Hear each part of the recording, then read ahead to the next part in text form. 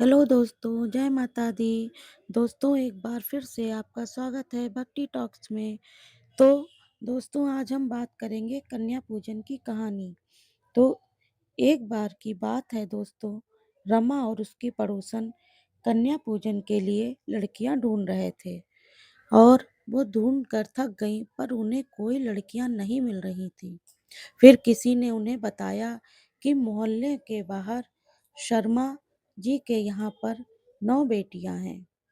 तो रमा ने हंसकर कहा, लगता है शर्मा जी ने बेटे के चक्कर में 9 बेटियां कर ली हैं।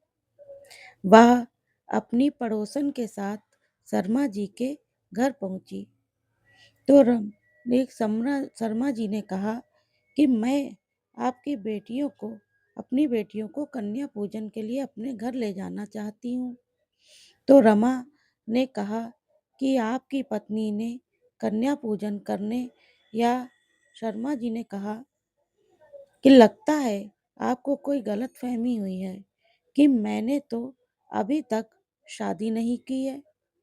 तो शर्मा जी की यह बात सुनकर जो थी वो हैरानी से पूछा कि फिर आपकी बेटियां? शर्मा जी ने कहा, हाँ, अब यह मेरी ही बेटियां हैं। इन्हें मैंने न जाने कहाँ कहाँ से उठाया है, किसी को मंदिर से, तो किसी को मस्जिद से, तो किसी को अस्पताल के बाहर से। और इनके माँ बाप हैवानियत की सभी हदें पार करके इन्हें मरने के लिए छोड़ गए थे। और मेरी यह तो सबसे छोटी बेटी जो है, ये मैं कूड़ेदान से उठा कर लाया था।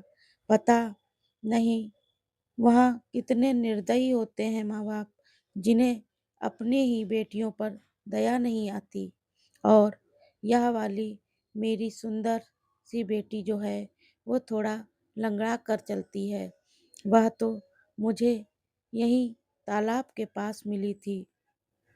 मैंने देखा था कि कैसे एक गाड़ी तालाब के पास आकर रुकी और एक जल्दी से आगे चली गई, बैग पैक देखते हुए। और नज़ारे किस चीज़ को जल्दी थी। बैग को देखकर मुझे जो बैग मतलब देखा उसमें थोड़ा लालच आ गया।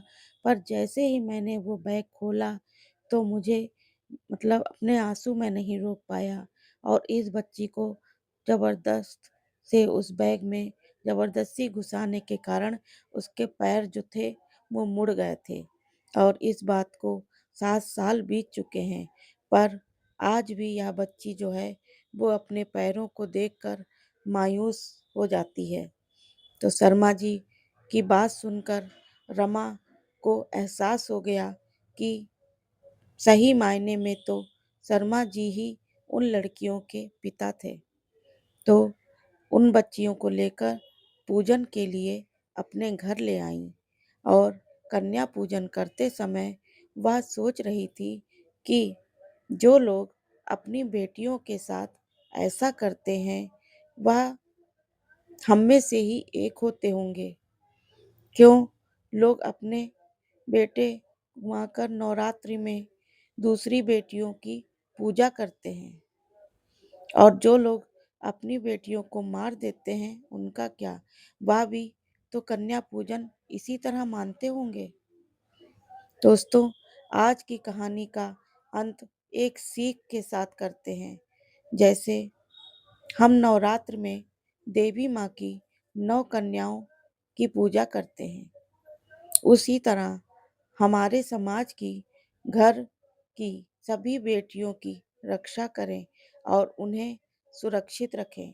ऐसी और कहानियों के लिए हमारे चैनल भक्ति टॉक्स में को सब्सक्राइब करिए।